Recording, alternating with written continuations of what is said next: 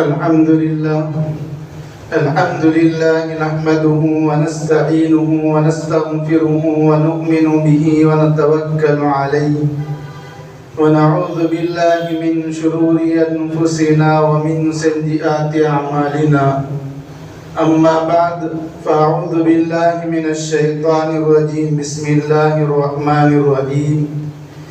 يا أيها الذين آمنوا اذكروا الله ذكرا كثيرا وقال تبارك وتعالى فاذكروني أذكركم واشكروا لي ولا تكفرون.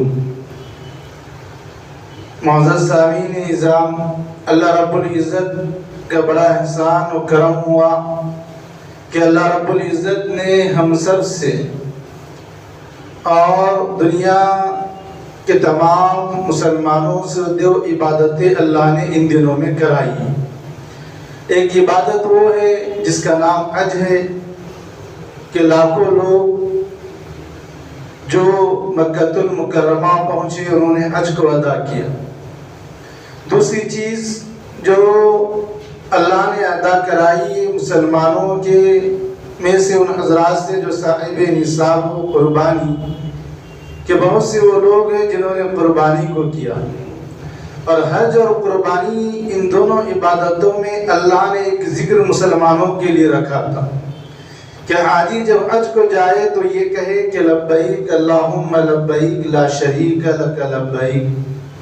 اور اسی طرح جو لوگ حج کو نہ گئے ہو اور پورے عالم اسلام کے لیے اللہ نے ایک ذی الحجہ سے 10 ذی الحجہ تک کے یہ الفاظ کہ اللہ اکبر لا الہ الا اللہ واللہ اکبر وللہ الحمد کہ تم کثرت سے چلتے پھرتے اس کو پڑھو. اور جب اس کی عادت ہو گئی تو اللہ نے کہا کہ اب 9 ذی الحجہ کی صبح سے کل کا جو دن گزرا ہے 13 ذی الحجہ کی عصر تک ہر نماز کے بعد بآواز بلند میں پڑھنا ضروری ہے. تمہارے اوپر یہ پڑھنا واجب ہے. اللہ رب العزت نے یہ حکم رکھا.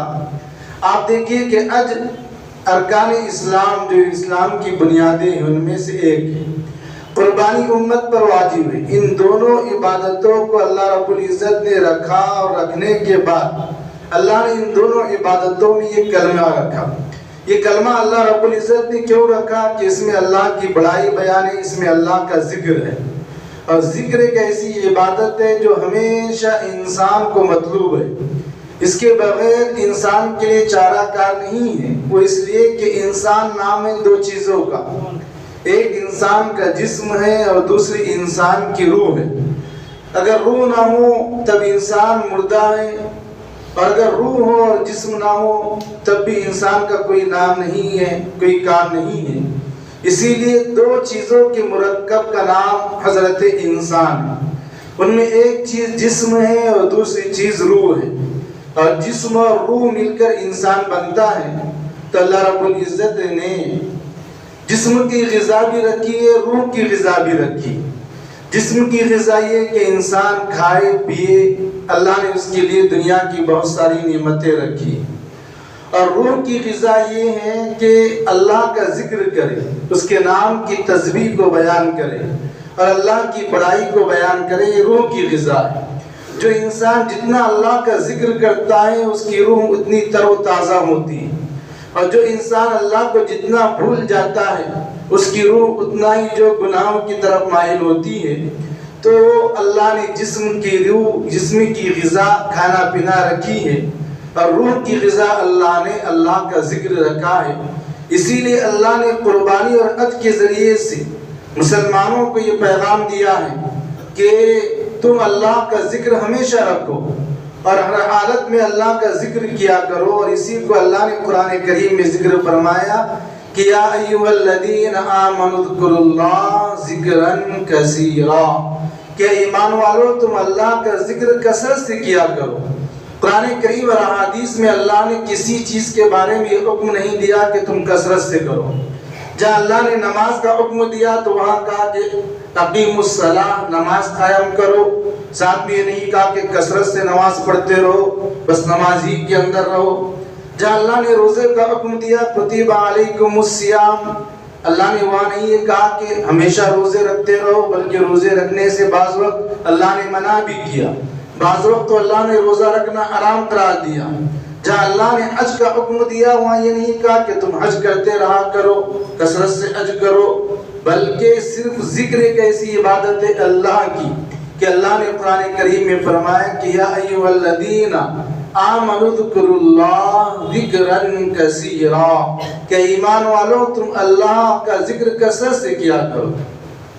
اور جس چیز کے کرنے کا اللہ نے کثرت سے حکم دیا، اللہ نے اس کو اتنا ہی سہل اور آسان بنا دیا۔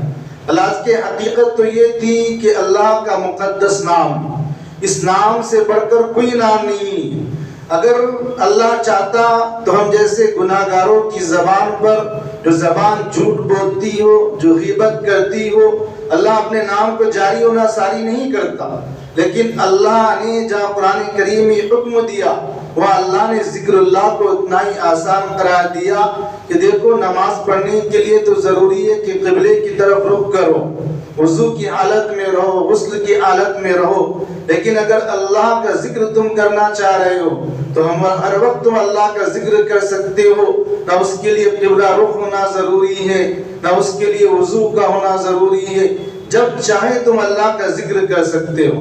اسی لیے ایک تابعی ہے جن کا نام عطا ابن ابی رباحہ ہے، وہ حضرت عائشہ رضی اللہ تعالیٰ عنہ کے پاس آئے اور آ کر حضرت عائشہ سے کہا کہ اللہ کے نبی کریم صلی اللہ علیہ وسلم کی زندگی کا کوئی عجیب عمل بتلا دیجیے۔ حضرت عائشہ نے کہا کہ اللہ کے نبی کی زندگی کا ہر عمل عجیب ہے، کون سے عمل کے بارے میں تم کو بتلاؤں؟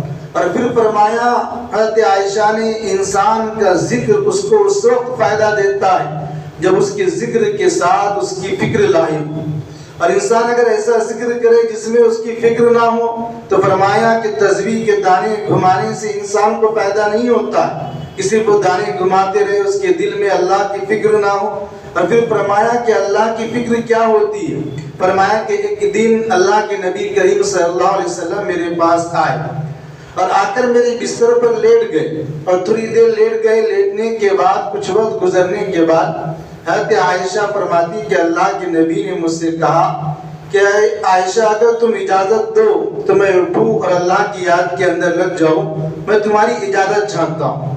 یاد رکھیے کہ حضرت عائشہ کی اس اثر میں جو اللہ کے نبی کو عمل بتلانے جا رہی ہے اس حدیث پاک میں امت کے لیے بڑی عبرتیں اور نصیحتیں ہیں۔ حضرت عائشہ نے فرمایا اللہ کے نبی نے مجھ سے کہا کہ اگر تم اجازت دو، اس حدیث بنا پر علماء نے اس مسئلے کو مستنبط فرمایا ہے کہ انسان جب رات کا حصہ گزر جائے اور اسے معیشت کا کوئی کام نہ ہو اور اپنے گھر میں جب وہ جائے تو اپنے ماں باپ کی ملاقات کے بعد جو پوری رات کا حصہ ہے وہ عورت کا حق ہے۔ اگر اس کو اپنی ذاتی مصرف میں خرچ کرنا چاہتا ہوں تو عورت کی اجازت اس کے لیے ضروری ہے، اور اگر عورت اس کو اجازت نہ دے تو اس کے لیے مناسب نہیں ہے کہ وہ اپنے عمل کو، اپنی رات کو کسی اور جگہ گزارے۔ ہم بحیثیت نوجوان ہیں، ہم راتوں میں 2 بجے تک 3 بجے تک چبوتروں پہ بیٹھتے ہیں، لوگوں کے ساتھ گفتگو کرتے ہیں، لیکن اگر ہم ایسا کرتے ہیں تو یاد رکھو کہ ہم کسی کے حق کو ضائع کرتے ہیں، اور کل قیامت کے دن اللہ اس حقوق کے بارے میں ہم سے پوچھے گا۔ اللہ کے نبی کریم صلی اللہ علیہ وسلم دونوں جہاں کے سردار ہیں، اور اللہ رب العزت نے آپ کو سراپا رحمت بنا کر بھیجا ہے۔ اللہ کے نبی نے کسی تجارت کے لیے، اللہ کے نبی نے کہیں جانے کے لیے اجازت نہیں مانگی، بلکہ حضرت عائشہ سے اجازت مانگی تو اللہ کی عبادت کے مانگی۔ اگر انسان رات میں اللہ کی عبادت بھی کر رہا ہو، چاہے وہ مرد ہو چاہے عورت ہو، اس عورت کو بھی چاہیے کہ اپنے مرد سے اجازت لے۔ اگر کوئی عورت ہے رات میں نفلیں پڑھ رہی ہے اور شوہر اس کی اجازت نہ دے تو اس کی عبادتیں قابل قبول نہیں۔ اسی طرح اگر جیسے عورت اجازت مانگنا ضروری ہے، شوہر کے لیے بھی ضروری ہے کہ جب وہ رات میں اپنے کمرے میں آ جائے، وہ اللہ کی عبادت کے اندر بھی مشغول ہونا چاہتا ہوں تو اپنی عورت سے اجازت طلب کرنا ضروری ہے، کیونکہ نبی کا عمل ہے۔ اللہ کے نبی کریم صلی اللہ علیہ وسلم نے فرمایا کہ عائشہ میں یہ چاہتا ہوں کہ اگر تم اجازت دو تو میں اللہ کی عبادت کے اندر مشغول ہو جاؤں. اور ازواج مطہرات اللہ کے نبی کی باری کا انتظار کرتے تھے، اور جب اللہ کے نبی ان کے پاس موجود ہوتے تھے تو انہیں ایسا محسوس ہوتا تھا کہ جیسے ہم جنت کے اندر موجود، کیونکہ نبی کی معیت یہ سب سے بڑی معیت ہوا کرتی تھی.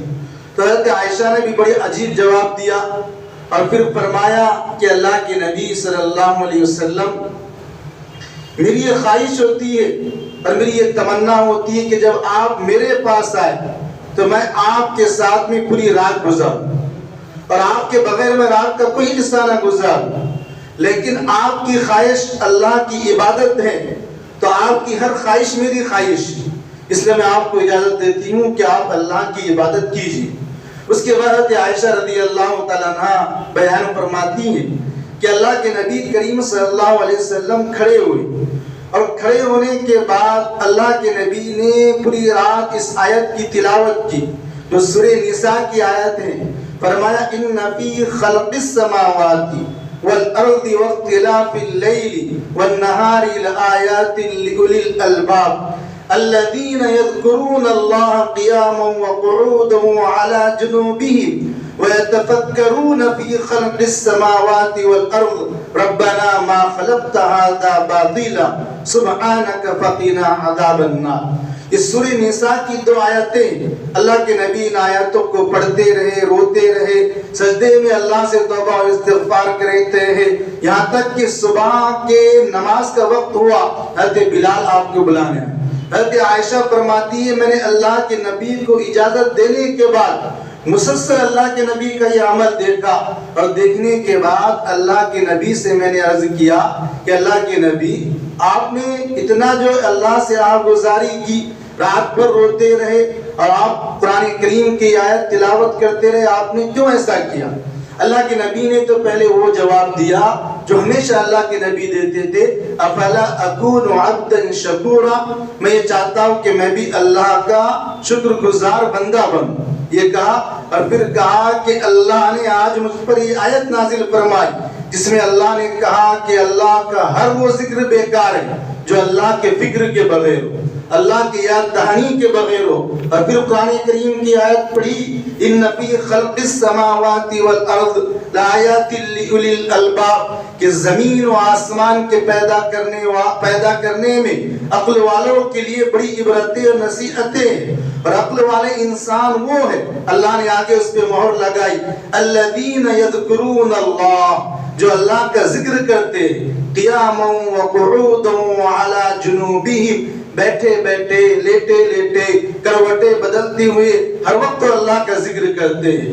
کہ الذین یذکرون اللہ قیاما وقعودا وعلی جنوبہم ویتفکرون فی خلق السماوات والارض، اور جو کچھ اللہ نے آسمان و زمین میں پیدا کیا ہے اس میں غور و فکر کرتے ہیں. ذکر کے اللہ نے مختلف قسمیں رکھے ہیں کہ انسان اللہ کے الفاظ کا ذکر کرے.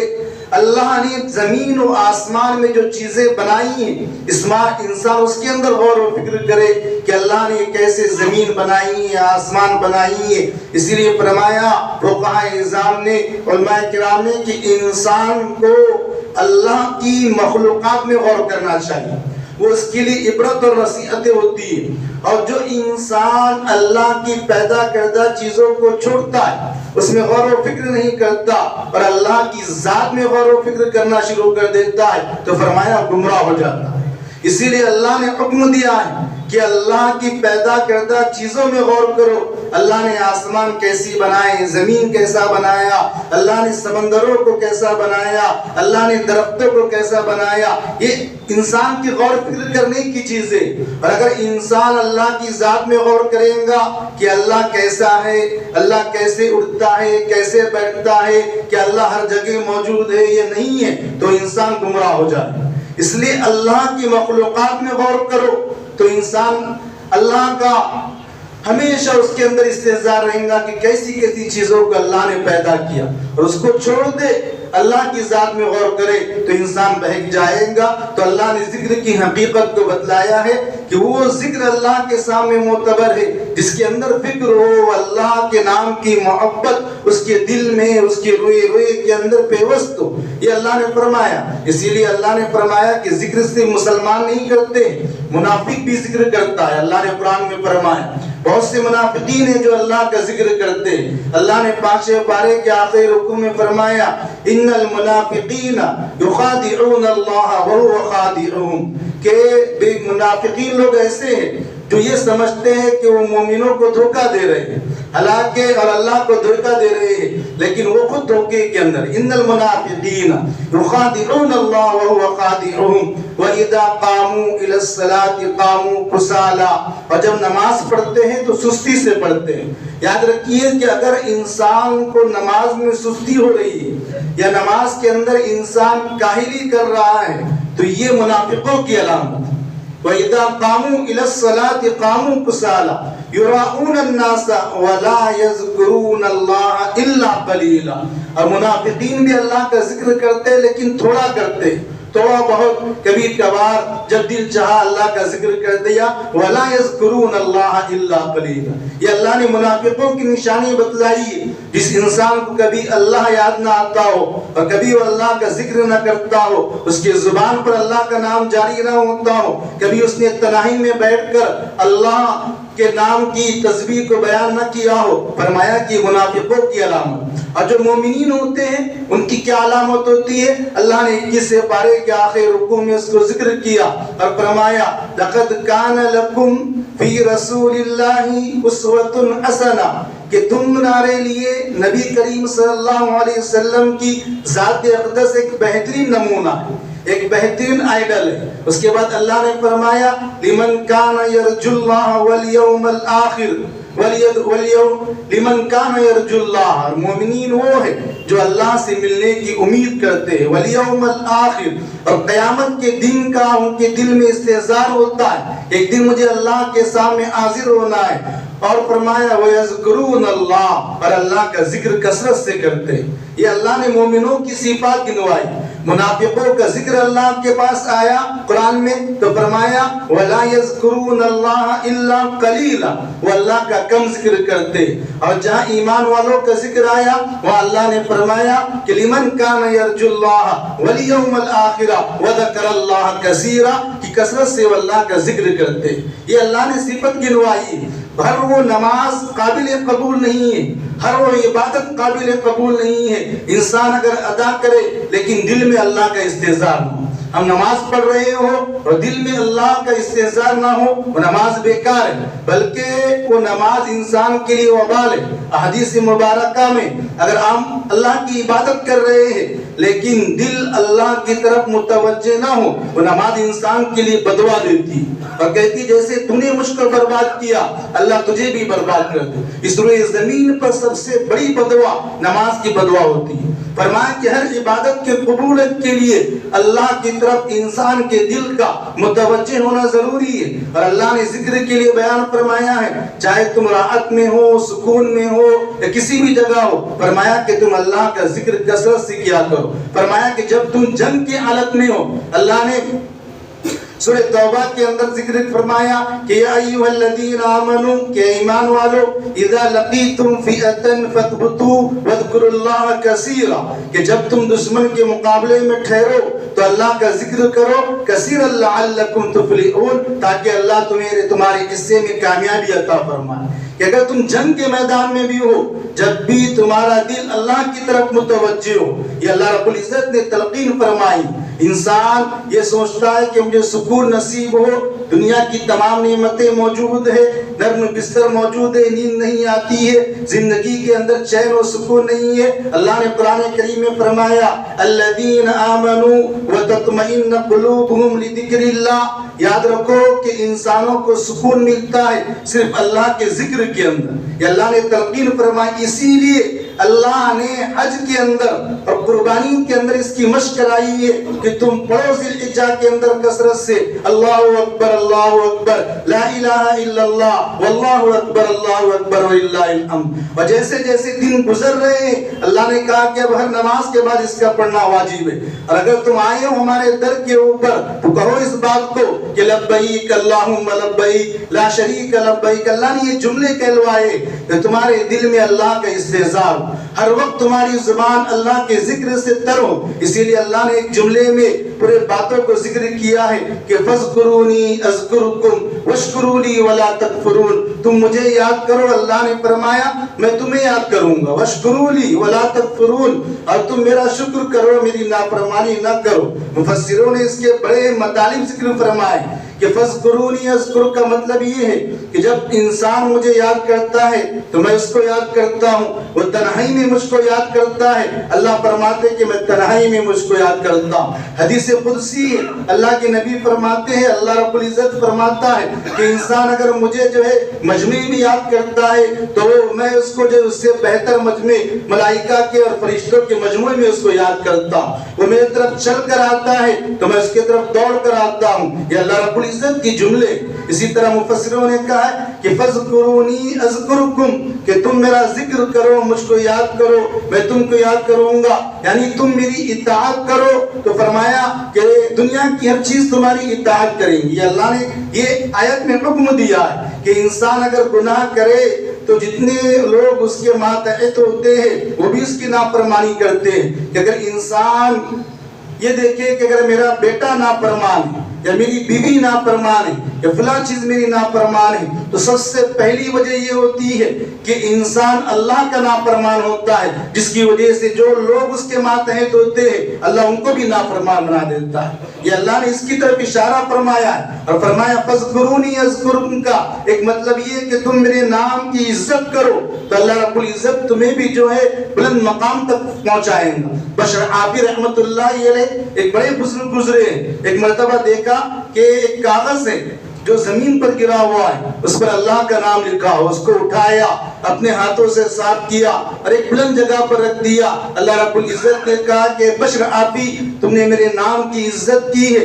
اور اس کو نیچے سے اٹھا کر اوپر رکھا ہے, ہم تمہارے نام کو بھی ایسی بلند کریں گے. اور اللہ رب العزت نے ان کے نام کو ایسے بلند کیا کہ وہ زمین کا ہر انسان بشر آپی رحمت اللہ علیہ کو جانتا ہے. اسی طرح فرمایا کہ تم مجھے گناہ کے موقع پہ یاد کرو تو میں تمہیں اس گناہ سے نکلنے کے اسباب جو ہے نکالوں گا. فذکرونی اذکرکم کا یہ چوتھا مطلب ہے کہ اگر تم جو ہے گناہ کے اندر پھنس چکے ہو اس وقت مجھے یاد کرو, میں رستہ ایسا نکالوں گا کہ تم گناہوں سے نکل جائیں. آپ دیکھیے اللہ نے قرآن کے اندر اس کی مثال دی.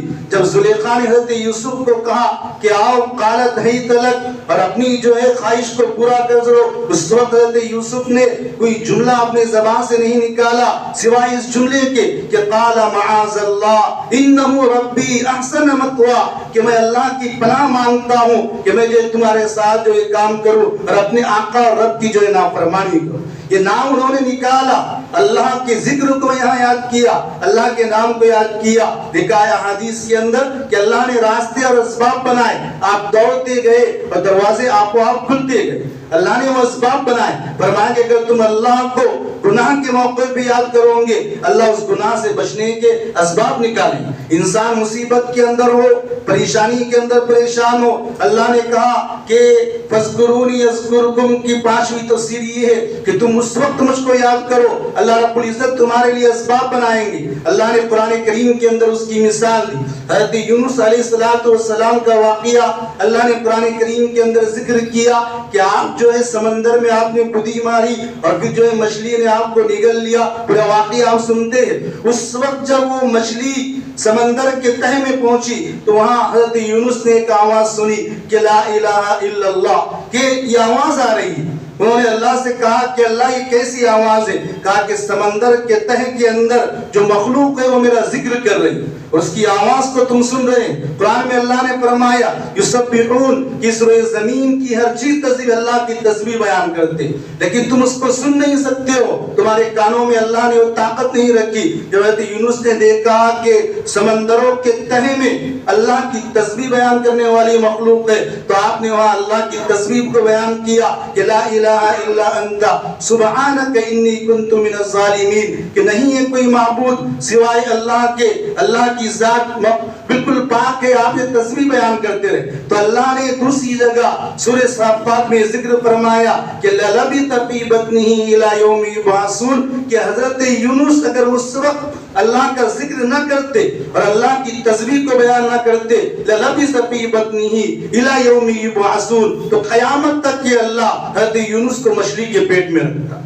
فرمایا کہ اگر انسان مصیبتوں کے اندر مبتلا ہو، اس کو چاہیے کہ اللہ کا ذکر کثرت سے کرے۔ اسی طرح فرمایا کہ فَاذْكُرُونِي أَذْكُرْكُمْ کی ایک تفسیر یہ ہے کہ انسان جو ہے مہد کے اوپر نرم بستروں پر اللہ کا ذکر کرے، لیٹے بیٹھے اٹھے، تو اللہ رب العزت لحد کے اندر اس کو جو ہے راحت اور سکون پہنچاتا ہے۔ یعنی انسان جب قبر میں جائے اور قبر میں جب وہ روئے زمین پر ذکر کرتا ہو تو اس کا جو عمل دیکھیں گا اور جو راحت اور سکون ملیں گی، فرمایا کہ اس وقت وہ دیکھ کر بڑا حیران و پریشان ہوں گا۔ تو اس پوری آیتوں کا مطلب، ان حدیث کا مطلب یہ ہے، اور جو اللہ نے ذکر ہم سے کرایا ہے ابھی، اس کا مطلب یہی ہے کہ تاکہ تمہارے اندر یہ عادت پڑے کہ تم ہمیشہ اللہ کا ذکر کرتے رہو۔ اور جب تک انسان اللہ کا ذکر اس کی فکر کے ساتھ نہیں کرے گا، وہ ذکر اس کو فائدہ نہیں دیتا ہے۔ اور اللہ کی فکر یہ ہے کہ انسان توجہ کرے کہ اللہ نے اس روئے زمین پر کیسی چیزیں بنوائی، اللہ نے کیسے کیسے